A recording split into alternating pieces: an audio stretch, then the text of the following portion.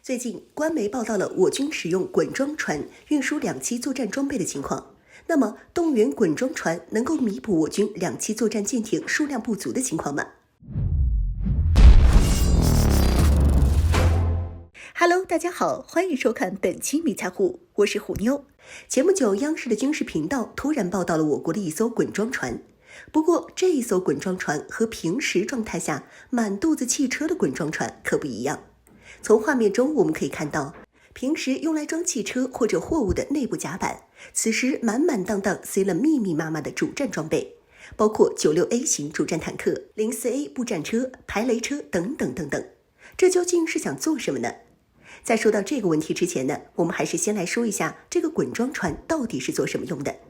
其实所谓的滚装船，其实就是登陆舰和整装货船的结合体，主要装载汽车。它通过渡板连通码头与滚装船上的车辆进出口，车辆通过渡板从码头直接开进船舱，不需要吊装，装卸载效率比整装货船提高数十倍。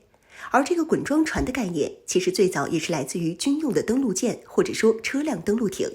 在二战后上世纪的50年代，这才进入民用市场。和军用的登陆舰相比呢，滚装船只不过是没在船头开个口，而是在侧舷以及船尾设置开口，供车辆下船。滚装船和普通的货船相比，内部结构比较特殊，为了方便车辆能够在内部正常通行，甲板都是平正全通的。这样的结构大家会想起什么呢？没错，各国海军的船坞登陆舰以及两栖攻击舰的内部甲板也是这么设计的。也正是因为有着这样的特点，因此滚装船经常也会被用于运输登陆部队的主战装备。毕竟这些主战装备也没有脱离车辆的范畴嘛。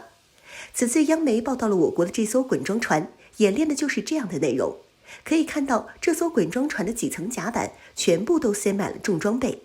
根据我国官方的报道呢，像此次报道的中华复兴号这样一艘滚装船，一次能够运输2个重装合成营的所有主战车辆。从画面中我们也能看到，这塞进去的装甲车辆着实是不少，但哪怕这么密集，还能停得整整齐齐，可以看出我军驾驶员的技术水平还是相当过硬的。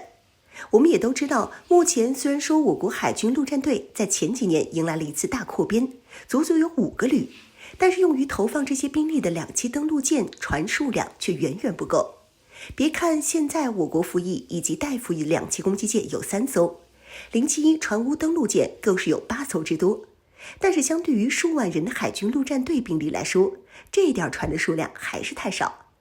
就拿美国海军陆战队为例，一艘两栖攻击舰加2艘船坞登陆舰的标准单位，也就能投送一个加强的合成营上岸，还只能维持2到3天的作战。大家算一算就能知道，以我国目前这些两栖舰船的数量，能有多大的投送能力？想要对付某岛，显然是远远不够的。当然了，我们和美军不同，毕竟东南某岛近得很，也不是非得用两栖攻击舰或者船坞登陆舰这些正统两栖舰艇才行。动员民用船只当然也没问题，而滚装船显然就在这个动员之列。相比于普通的货船，滚装船只需要经过简单的改装，甚至都不需要改装，就能够直接被用于运输登陆部队的主战装备。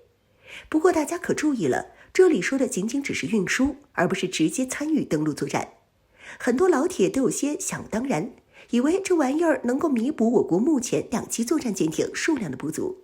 但是实际上，滚装船可没有这么万金油。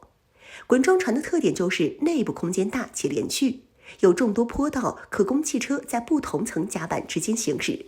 还有连接到码头的汽车专用舷梯，因此用于运输主战车辆没问题。但是也因为空间大且连续，所以滚装船结构较弱，并不抗揍。